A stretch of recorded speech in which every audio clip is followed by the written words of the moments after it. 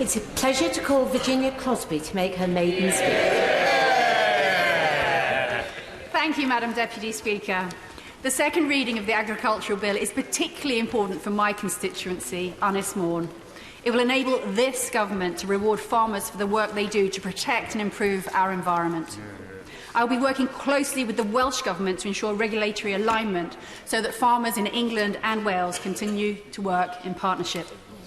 Madam Deputy Speaker, I'm proud to say that the island of Ynys Môn is without a doubt the best constituency in the UK. The island's motto is Môn Mam Cymru, Anglesey, the mother of Wales. It was voted as one of the happiest places to live in Wales. Why? It's beautiful. The Anglesey Coastal Path is 125 miles of coastline with beaches from Cemmaes to Amloch, Benlleg, Beaumaris, Newborough Forest, Rosnega, Roscollin and Triartha. We have heritage, from the 13th century Beaumaris medieval castle to Copper Kingdom, Paris Mountain, and Oriel Ynys Môn in Llangefni. Our lighthouse, South Stack, is surrounded by cliffs where puffins, guillemots and razorbills breed. And the port town of Holyhead is the second busiest ferry port in the UK and provides a key link to our Irish friends, thanks to Stena Line and Irish ferries. And we are playing our part to keep the UK safe. RAF Valley trains fast jet pilot and helicopter crews, and Group Captain Chris Moon has promised me a tour. We are home to Morgan Evans Auctioneers in Gerwin and the legendary Anglesey Agricultural Show in Mona held every year, to which I extend a personal invitation to the Secretary of State. We have our own sea salt, Hallen Môn, which, like my honourable friend for Rutland and Melton's pork pies, has protected status and is the key ingredient in Barack Obama's favourite caramels. Orthia's Eco Park is creating jobs and safeguarding our planet for future generations. My first job was with dolphins, so I'm pleased to say we even have our own zoo aquarium, Sea Zoo, and our own butterfly palace in Llanfair PG. And for those that like racing, we have Track Môn and Cardio Môn. We even have our own science park, M-Spark. And how do you get there? You don't have to swim, you don't have to sail. We have two bridges, the Menai Suspension Bridge and the Britannia Bridge. And if you fancy flying, we even have our own airport, Anglesey Airport. But most importantly of all, Ynys Môn has its people. These are people that have put their trust in me. It is an honour to be elected to represent Ynys Môn. I want to use my background, my experience and my determination for all of my constituents, however they voted. My grandfather was a miner in Wales for 47 years, and my mother worked in a jam factory.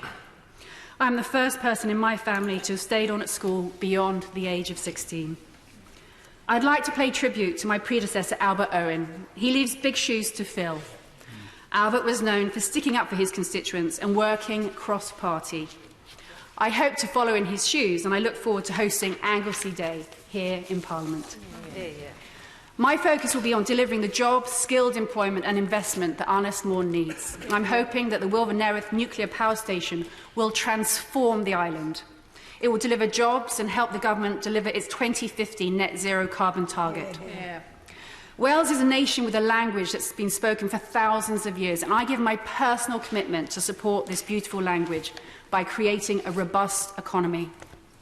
I took my parliamentary oath in Welsh, and I'm learning Welsh. I know my pronunciation needs work, and I thank you for your patience. I'm not a linguist, I'm a scientist. My degree is in microbiology. I worked in pharmaceuticals, and more recently, I taught maths. It is a privilege to be an MP, and with privilege comes responsibility. I want to be a voice in this place for those that have no voice. This is not the hardest speech that I have ever done. The hardest speech I've done was at my brother's funeral. It's why I understand how important our mental health services are. I also understand how fantastic our NHS is. I nearly died in a car crash when I was just 19. And this is an opportunity to publicly thank Mr. Brian Summerlat, who's changed so many children's lives at Great Ormond Street, and his brilliant team for their surgical skills. He gave me the courage to face university. I'm proud that I'm one of the 220 women MPs in this place. I'm only the 551st woman MP to be elected. Before the 2019 general election, there had never been a Conservative woman MP in Wales. We now have 3. And I'm looking forward to working with my honourable friends in Wrexham and Brecon and Radenshaw and the whole Welsh team. I would not be here without the Conservative Women's Organisation, 50-50 Parliament and Women to Win, and in particular Baroness Anne Jenkin. I'm most grateful for their support, and I promise to continue the campaign to get more women elected.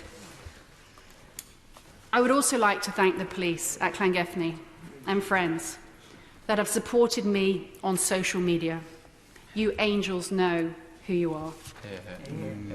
I'd like to end by saying I'm a mother, I'm a wife, and I'm a friend.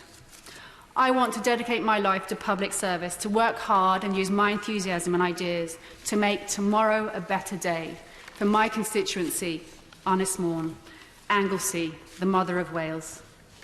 Madam Deputy Speaker, I have an active dialogue with the NFU and the FUW farming unions, and I know they and the farming community are working hard to help us tackle climate change and wildlife decline.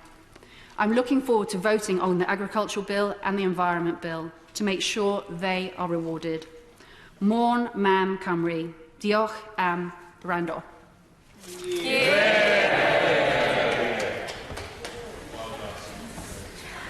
There are a lot of maiden speeches tonight, and I just remind, because I know a lot of colleagues have come into the chamber to hear the maiden speeches, but there is also a debate going on, so I would ask people to listen to the other speeches as well, without too much chattering. Kerry McCarthy. Thank you,